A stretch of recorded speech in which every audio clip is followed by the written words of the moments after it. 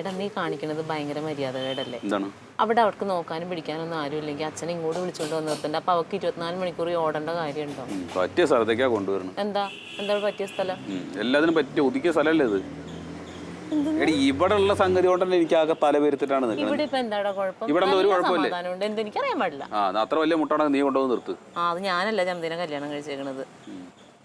ഇവിടെ എന്ത് കുഴപ്പമുണ്ടെന്നാ നീ പറയണത്? ഇവിടെ കുഴപ്പമേ ഉള്ളൂ. നിങ്ങൾക്ക് ആർക്കും ഒരു കുഴപ്പമില്ല. എനിക്ക് മനസ്സ് തന്നോണം. മനസ്സ് ഇന്ന് ഇവിടുത്തെ ആസ്ഥാനം കൊണ്ടുവന്നായിരുന്നു ഓഫീസിൽ. ആര്? നിന്റെ ക്ലീറ്റോ അല്ലാണ്ട് വേറെ ആര്? അവനല്ലേ ഭയങ്കര ഗുണ്ടാ. എന്തിനാ വന്നേ?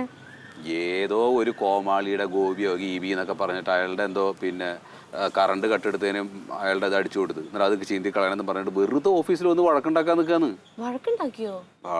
വഴക്കാണ് മൂത്തവൻ അടിക്കാൻ വരികയാണ്. പ്രാന്ത് പിടിച്ച മാതിരി കാണിക്കാണെന്ന്. എന്ത് കാര്യത്തിനത്?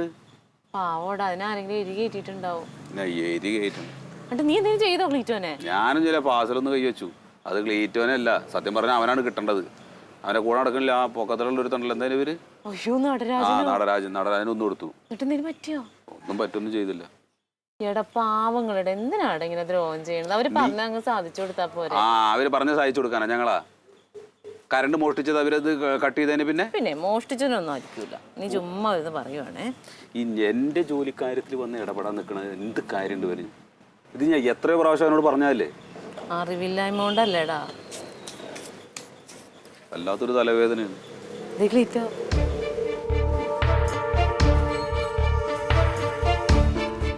ഭയങ്കര ദേഷ്യത്തിൽ കേട്ടോ.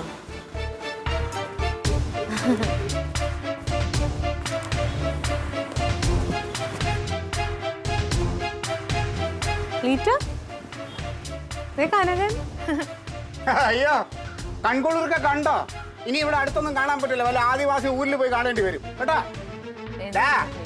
നിന്നെ ഞാൻ ഇവിടെ നിന്ന് മാറ്റിയില്ലെങ്കിൽ നീ നോക്കിക്കോ, എന്റെ പേര് നീ പട്ടിക്കിട്ടോ. ഭയങ്കര ദേഷ്യത്തില. നീ എന്തിനാണ് ഇങ്ങനെ വാലിന്റെ ഇടയിൽ കോലിട്ട് കുത്താൻ പോണത്? പ്രാന്താണ്.